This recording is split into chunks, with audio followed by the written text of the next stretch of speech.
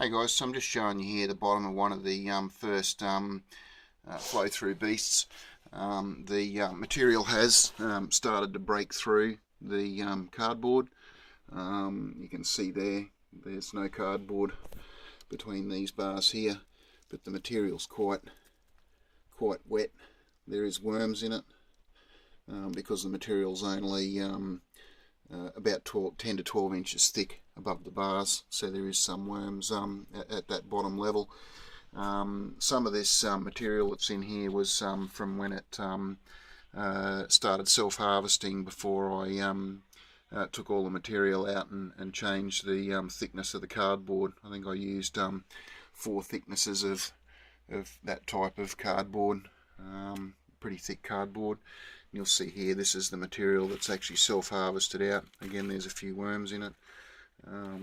My understanding is that once the material gets deep enough, there won't be worms in it.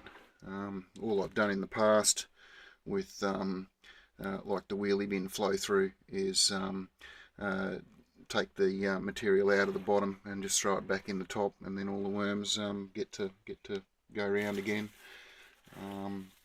But you can see the consistency of the material. This is some that's dried out. It's quite crumbly and nice, and the stuff the worms are still sitting in here is pretty moist. Seems to be a lot of worms in this little clump here.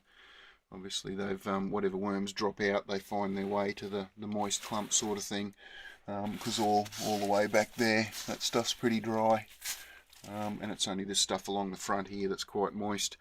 I think one thing I've got to look at doing is, instead of putting the amount of water that I put into the farm in one go, which is about a gallon over the 10 square feet when it needs water, is to put half as much over twice as often, if you understand what I mean. I think I'm getting quite a lot of the water leaching down into the bottom layers, which is why it's so moist here in the bottom.